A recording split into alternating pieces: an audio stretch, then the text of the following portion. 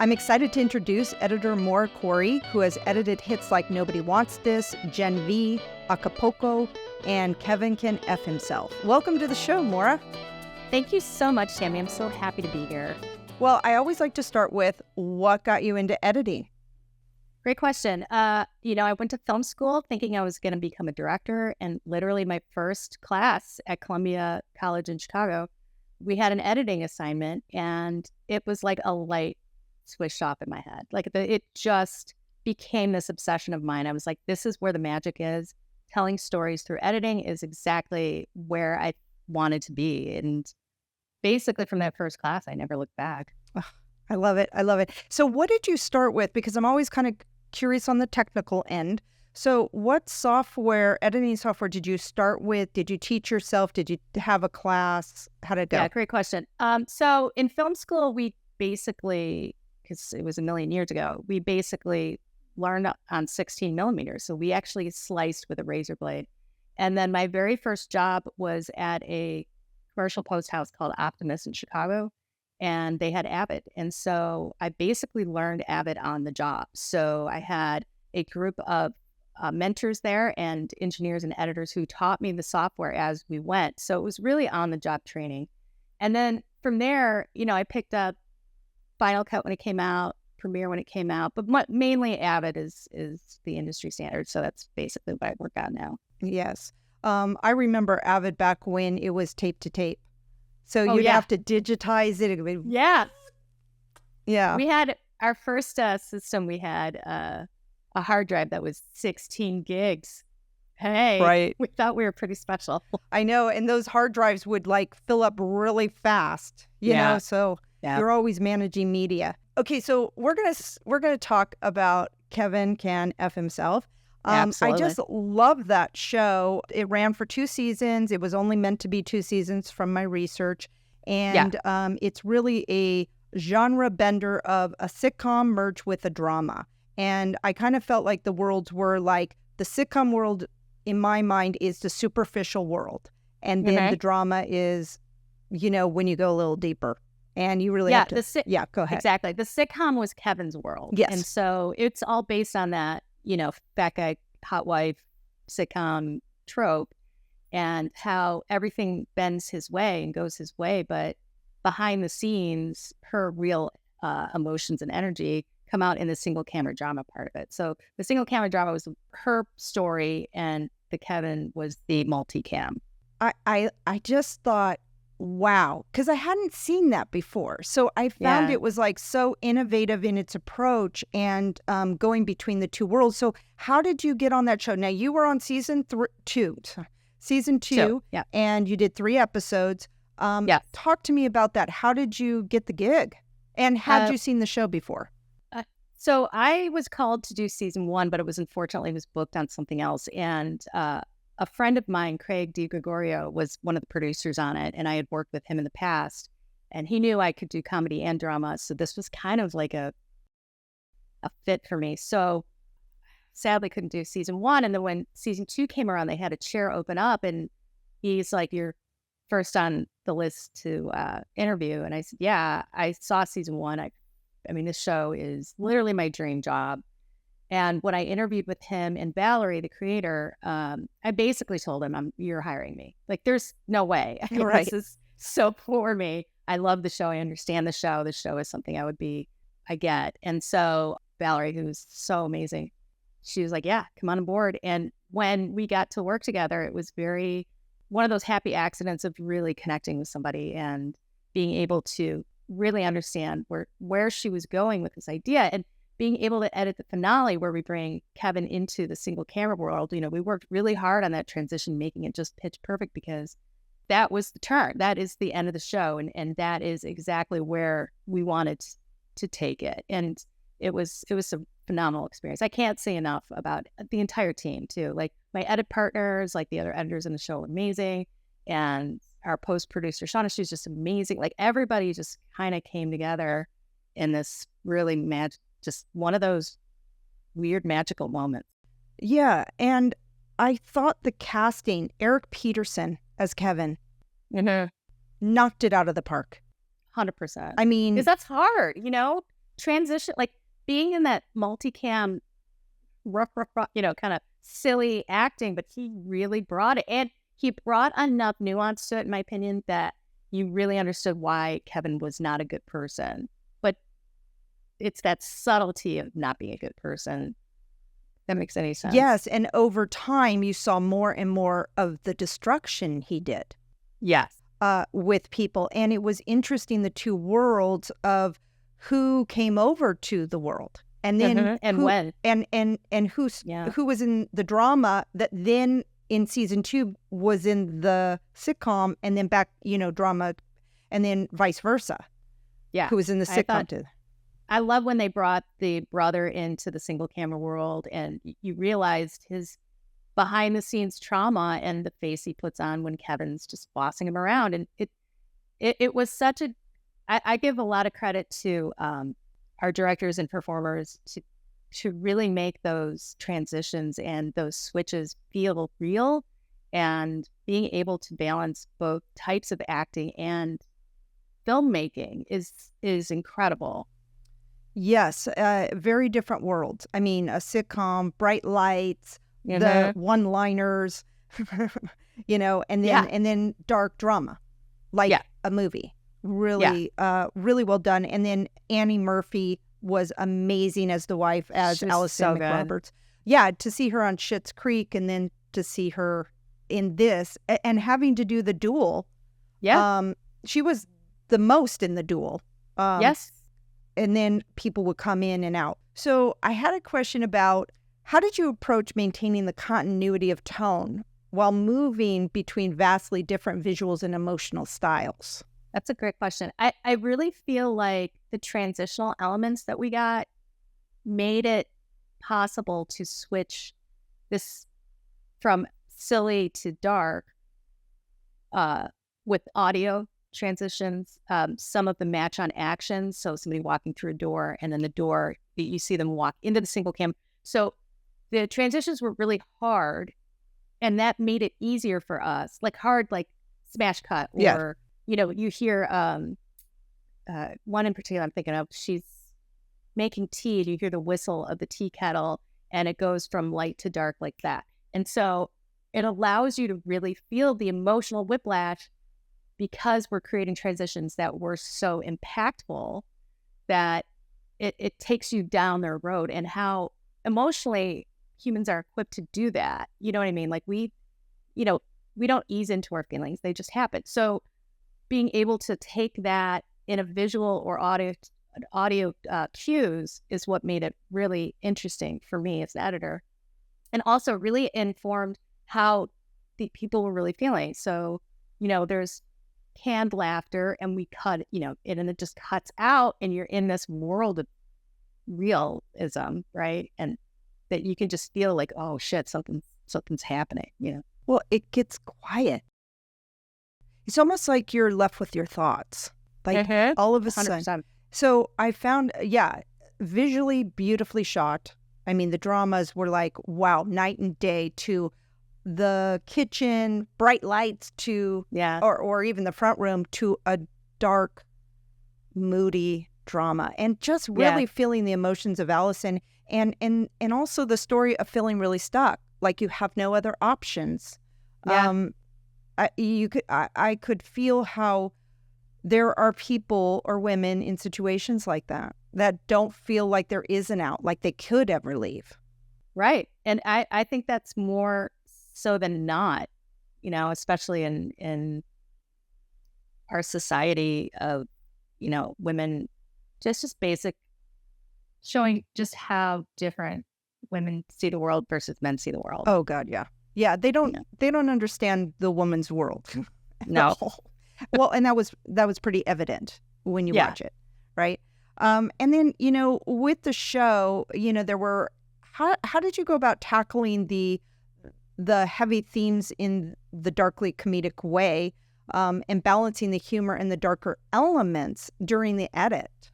Well, it's dark. Comedy is just really a nebulous thing. So truth is more funny than not. So funny comes from things being weirdly true. Yeah. So the darkness, you lean into it. So you make sure that you feel the darkness, the dark comedy, the amping up sort of those magical moments where she's fantasizing or she's, realizing that it's not great. And you do that through a number of things like music and tone and sound effects and just making it so that you feel what the character's feeling. And I think she was written funny. She is funny. She has to look at it in a certain dark and funny way. And so when she goes into these sitcom stuff, you get the layers of how her life is horrible in this funny. So even in the multicam part of it, you feel her angst and I'm trapped feeling, So you just approach it in a way of just what's going to tell this character's story the best. Right. Yeah. And also I noticed with Allison's humor at first, they're like, you're not funny. But towards season 2, it switched a little where people were laughing at her jokes. And then he's like, well, what, It was such a slow burn to get him. And there's so much I loved about what Valerie did with the arc of it. So like even in the episode where all the lights go out and he's interrogating everybody about who's hid the generator or whatever. I don't know if you noticed this, but he talks about how he took all of the batteries out of the smoke detectors to get that to work. And then in the final episode, he sets himself on fire. So there's no smoke alarms. Oh my God. I didn't catch that. Yeah. Wow. It's just these little she just put these little clues as to why and how. And again, Allison being funny was one of them. She's like, he gets jealous because she's getting laughs, and that's messed up. Yeah. So what was your collaboration like with the directors? I mean, who would come into the edit room with you? Did Valerie ever come in and watch? No. Oh, okay. Valerie and I worked pretty closely together. So basically what happens, especially in all of TV, so I get 4 days for me. Like I cut all the dailies and then I get my 4 days and then the director gets 4 days. I think it's 6 now though after the strike. But anyway, they get their days and I spend time doing notes with the director on stuff that was in their head so I can get what their cut is. And then the director goes away and then I work with the showrunners, and this one was Valerie and Craig, and we did really detailed work on making sure that all the takes were right and making sure the timing was perfect. And there's a ton of collaboration. And that's one of the things I really love about television is being able to sit in a room with the writers or directors and give them my ideas because I have a ton. Right. And making sure that we're getting the best story we can out of the material we have. And do you mind talking a little bit about a flow of cutting drama versus a sitcom? Are they quick cuts? Like, what's the difference in style of editing? Comedy is usually quicker cut, for sure. Comedy is really about pacing and timing being fast until you don't want it to be. So there's something to be said where you get quippy dialogue and then it stops and then you really get the punchline. So it's all about those really frame-specific ways to get someone to laugh. Drama is more about holding on people's emotions and making the emotions land. So it does take a lot longer to get people into the crying part of it. And the pacing can be much looser. Like, so it's not as quick, not as tight. Continuity. I'm just always kind of curious to talk to editors about continuity. Do you worry about that? Like hand in this, hand in that? Or do you go, nope, it's all about the emotion of what's going on in the scene, so I'm not so concerned about, is it working continuity-wise? So I always cut for performance first. Okay. Always. Now, if continuity is distracting me from performance, then I have to worry about it, because if it's like, whoa, they're in a completely different space, and that'll take someone out of it. So it's all about just keeping it in someone in the moment. So if a cup is here and a cup is up top and then not there and then up top, I'm not noticing it as I'm watching it over and over again. I'm like, well, I'd rather it be this really great performance than worry about a coffee cup. But if the coffee cup is bothering me, then I'm going to have to address it. Well, now I'd like to kind of move to Nobody Wants This. Sure. I mean, that was like number one on Netflix for a long time. And that one, I binged it all in one. Total bingeable, yes. Isn't it? And it's half hour, so you can get through them pretty quickly. I love Adam Brody. I think he is an amazing actor. He's so quick. He's one of those actors like, Vince Vaughn, like quick humor, and just so lovable. So do you mind just telling us how you got on that show? And congratulations, I hear season 2 has been approved. Yeah. So pretty cool, huh? Yeah. I mean, just so, if you don't mind just telling us a little bit about what the show is about, and then how did you get on it? Very good question, because Craig DiGregorio, who I did Kevin Can F Himself, was a producer on this and called me up because he apparently likes working with me, which I'm very grateful. And again, was like, this show needs a deft hand at tone, because a sitcom can very easily go into tropes and very easily go into silly. And so when I read the script and talked to him and Aaron Foster about it, I was very much in line with what they wanted to do, because we didn't want to make it silly. We wanted to make these characters feel real and bring the levity of some quirky people into this world without it being jokey.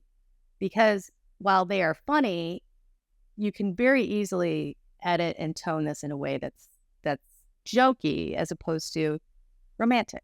Yeah. I thought it was so well done, and I was talking to friends, all my friends, we were all talking about it, just loving this show, just loving a different spin on relationship, and not just, him being a rabbi and her not being Jewish at all, but more so in how in tuned he was to her, and how I think we all want a mate that like thinks about us, like, oh my God, I think she might feel this way. Let me go over to her house. We were all talking about, God, I want to mate like that, So I just thought that the writing was really well done to a romantic story of communication, to really communicate. So it's a great way to put it, because like a lot of it is he's not going to like my crazy, and he's absolutely in for it. And that, I think, is something we can all, I don't know, I think that's something I, strive for, looking for a partner, somebody who understands me and all my weirdness, right. Or my, not trying to put people into a box, but celebrating that, which is quirky, unusual, what's out there. And that's the one thing I love about the character of Joanne. She wears it all out. Like there's no hidden agenda on her for the most part. It's just her emotions are on her sleeve, and so, same with her sister's relationship. They felt very like sisters. There was the chemistry between her and Justine was Kristen Bell and Justine was so fabulous from the get-go. Yes, and I'm like, wow, they really feel like people, and that's where we wanted to keep it. Like these. It is a comedy and it is a romantic comedy, but we want to make it feel real. Right. Yeah. A friend of mine once said him and his mate, he said, we don't trigger each other's traumas. And I felt like that's it. We all have our traumas, right? She had her traumas, and he had his stuff.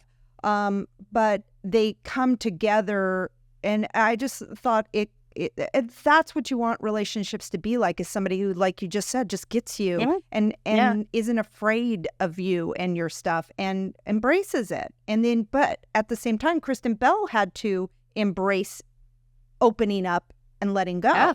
So she had to meet him there too. And that's what's so interesting about the arc of the relationship is it's what he's asking her to do is very serious. Yes.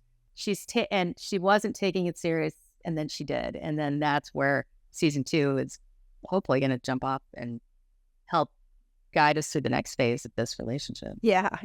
I'm very excited for the show. Can you talk me through about the editing? Because you edited like half the season. But why is that? Why do they not have? Because with Netflix, it drops everything. So I would think it'd be a little different than a weekly where, okay, we got to get that going. Why so many different editors? Like what goes on there? Well, budget, time. Okay. It's budget and time. Okay, that's it. Yeah. I mean, so we had a really aggressive schedule. When I finished the pilot and we tested the pilot, it was evident we had something pretty special. So Netflix wanted to adhere to a very specific schedule. So we edited it like it was to air. So a lot of network shows, they edit to air. So you're about 2 weeks behind when it airs. So that's kind of how we did it. And maintaining that schedule was a challenge for season 1. But that's how we ended up with what we did. Okay. Were there any techniques that you did to shape and pace the tension of the show? Not anything different than I would for anything else. One thing I will say, the cast was insanely talented. And so when you have Kristen Bell, Adam Brody, and then Timothy Simons, who... He was great. I loved him. He's mind-blowing. Oh, mind-blowing. He has literally anything. He did some improv. And anytime he had, so in the pilot, they're at the temple, right? Noah's starting his sermon, and, he gets knocked awake. Timothy's character, Sasha, gets knocked awake by his wife. And that was it, completely improvised. Nobody asked him to do that. And it's little moments like that I'm like, who are you? You are so funny. And he could he could spin anything into funny, which was great. So we're really lucky to have everybody. Yeah, it was great seeing him a little different than in Veep, when he was in Veep. Well, he was kind of like a ding-a-ling there too. But this one, I just fell in love with him. I always was waiting for his character to come on. And him and his wife. So funny. Jackie Town. I mean, she's so funny. So different, but yet, she gives him so much freedom. You'd think she would, strap him in, but it's like he's off doing his thing, and she's just like, come on, get in the car. One of my favorite lines was, and this is just such a throwaway, it's after the basketball game, and he goes, "You want to eat some spicy food? I'm already sweating. We should take advantage of it." And I know it was written, but the way he does it was so great. And she's like, "Nah, I gotta go, but have fun and have spicy food on me." I'm like, their chemistry was just spot on. Yeah. You can't make that up, really. Right. There and it was great to see a couple that's really solid and will be together forever. And the way they but work. Also and bigger. Yeah. Yeah. I loved when he took gummies. He took gummies, and then he's trying to talk to his daughter. He thought his daughter comes home. He was thinking it was a night out or night in. It's my night. Wait, what? He was so good with his daughter. It was so sweet. He's really great. And again, all the dailies were it was an embarrassment of riches, really. Yeah. So how do you go about it? I mean, I'm sure you have several takes that you have to look through for each person and each camera and each angle. How do you go, okay, what's your process? I edit by gut feeling. So I watch all the dailies. Right. I'm from Clapper to Aftercut. I just want to see everything, because you never know what you're going to get into. What I do is, as I'm watching it, if it's making me laugh, I put it aside and go, use this. I don't care how I'm going to do this, but I got to use this. Right. So that's what I do. So I just organize stuff with 2 stars, 3 stars, 4 stars. And I'll go to that first and build my first cut. And usually your first reaction is your best reaction. So I just trust my gut. Same with drama. If something's making me cry, I will absolutely mark it down as one of my favorite things. So as I say this all the time, if I'm not laughing or crying at work, I'm probably doing something wrong. Right. No, I mean, it is amazing, because I always think of the 3 things is you've got the writer that writes it, the director that directs it, and the editor that actually puts it together and makes it a movie. And it's so exciting to be in that process where you get to see everything that was done. Yeah. And then the story, the story they write isn't often the story they get. So, Were there any surprise discoveries in the edit that you didn't anticipate? Yeah, we did this. I don't know if you know the basketball episode. Yes. Okay, so they go to this basketball tournament, and originally in the script, there was no. Originally in the script, it was they decide to take a shot every time somebody misses. I did this missing montage to Chumbawamba, by the way, which thank you, my assistant editor, Jen Rosenthal, was like, you should use Chumbawamba. I'm like, yes. That wasn't shot. I'm like, this needs a montage. And so I took different angles of the same take, or different angles of like the same thing over and over again to create a montage of them drinking, laughing, drinking and stuff. So that wasn't ever intended to be a montage. So those came from scraps of different takes of stuff. Wow. Yeah. Isn't that kind of amazing? I mean, that's really thinking outside the box. Do you do that a lot? Oh yeah, I do. I am often in an interview, I will say, look, I'm not the button pusher. I talk a lot and I have a lot of ideas. If you don't like that, probably I'm not your person. But I do like to pitch ideas and I want to tell their story the best way that they can. So I'm fine when people tell me, no, we don't like that. But I'm constantly trying to find ways to make it interesting or better, or what does this need? Because not, again, you know when stuff is missing, and it's my job to figure out how to make it feel like a continuous piece. Yeah. So what was your best experience in Nobody Wants This? I mean, did anything stick out? Yeah, I mean, cutting the pilot was probably one of the best pilot experiences I've ever had. I don't know if you know this, but in television, I don't really get to choose who the director is, or the director doesn't get to choose who the editor is. It's mainly done, you get hired and then you don't really know. And I'd never worked with Greg Mottola before. He was the director on the pilot, and we didn't even meet before we worked together. And every morning when I get the dailies, I'm like, oh my God, these are so good. Like, oh my God. And I know he directed Superbad. I wasn't fangirling out, but I was like, this is really good. And so when I put my first cut together, he was so kind and he goes, this is really good. And I said, okay, one happy accident that's happened. So we just happened to really understand what the other one was doing. So to me, that was just one of those moments that you rarely get in a first up to bat, who could have called this one, Yeah. So it was really exciting. And it also sounds like, networking. I mean, it's the more people you know is the more opportunities you get. 100%. Yeah. Now, do you ever get to be on set?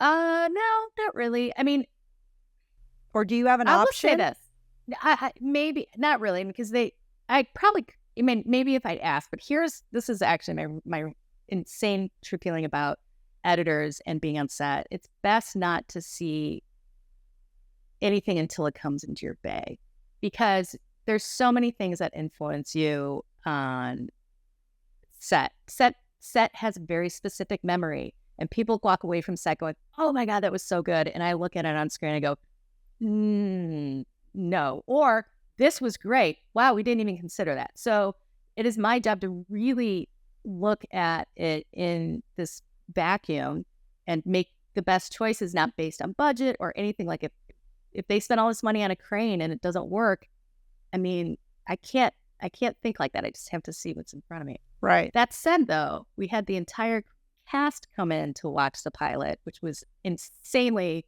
fun. And I can tell you this, they were all super cool. So was great. Very good to hear. Yeah. Because I guess you don't typically meet the actors then. No.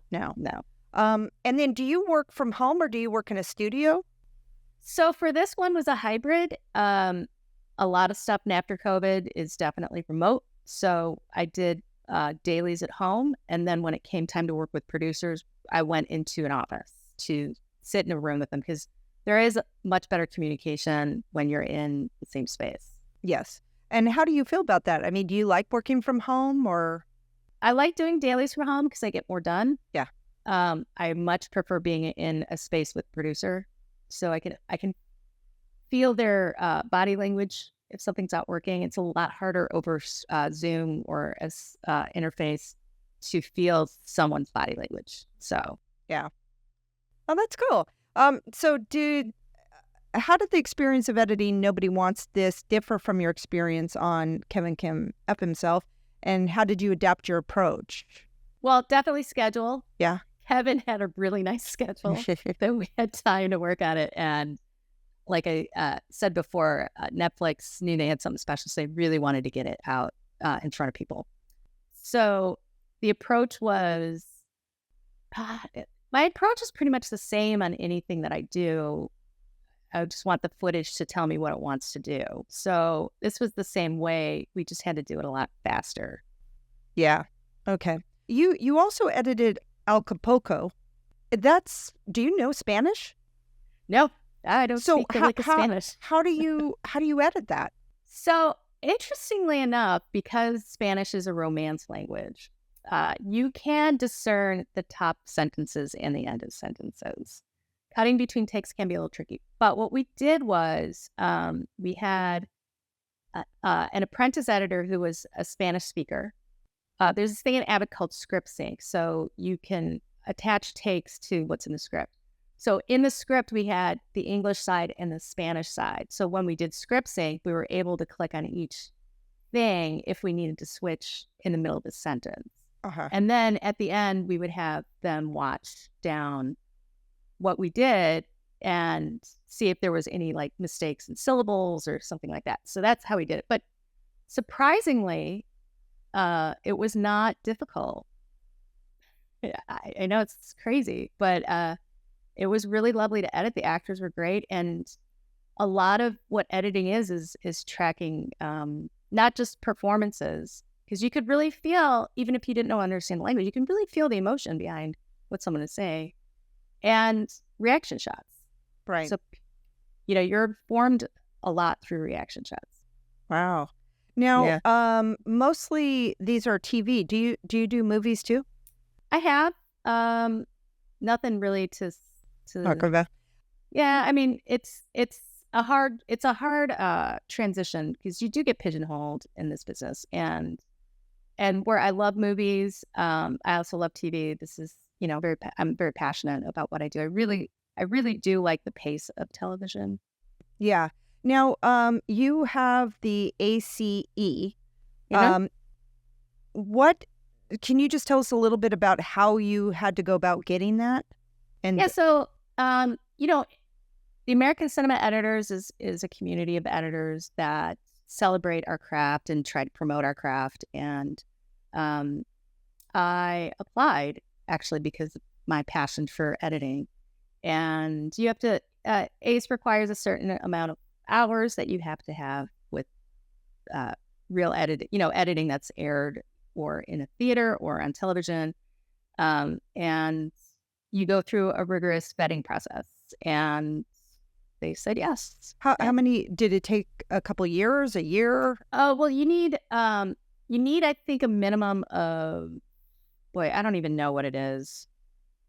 I think it's the equivalent of like 3 or 5 years of experience. Wow. Okay. Yeah. And then I didn't apply until late because I'm like most people, have imposter syndrome. So I'm like, why would they want me? So right. When I did apply, I had enough of my hours built in. And I love being an ACE. I'm part of a lot of the committees. I'm very active. I am on the internship committee, which we take young, aspiring post-production editor people and have them shadow rooms and get to know what the industry is about.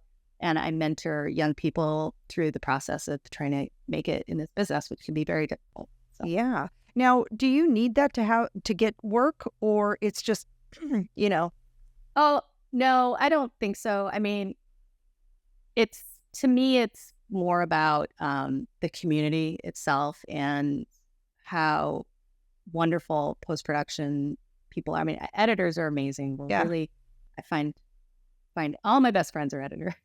Yeah. But just a really close-knit community that really likes to lift each other up. So No, I think that's really great. I love that. Yes.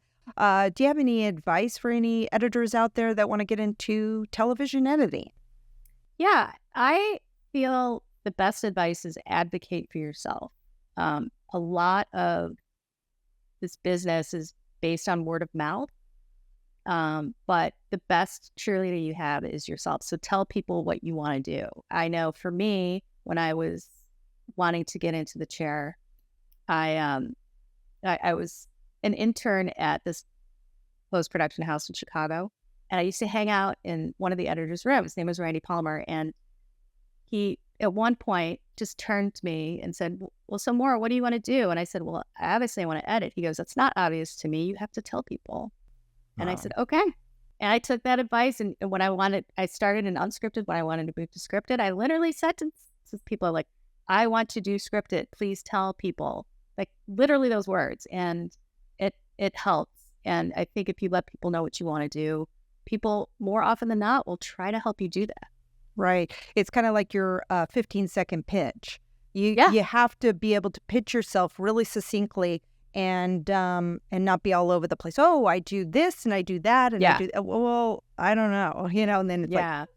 So I mean, if I interview someone for an assistant job and they go, well, what I really want to do is direct. I'm like, well, why would I go direct? I'm not. Yeah. I don't want to waste my time here. Right. Come on, man. You want to edit or not? Let's do this. Oh, no, that's great. Well, thank you so much for being on the show today. Thank you so much. This was wonderful. Thank you so much for listening. I encourage you to get out there and make a film. Reach out to your local filmmakers group to get involved and connect. Please subscribe to the show if you like it, and follow me on Instagram at Tammy Magaro. Until we meet again, what's your story?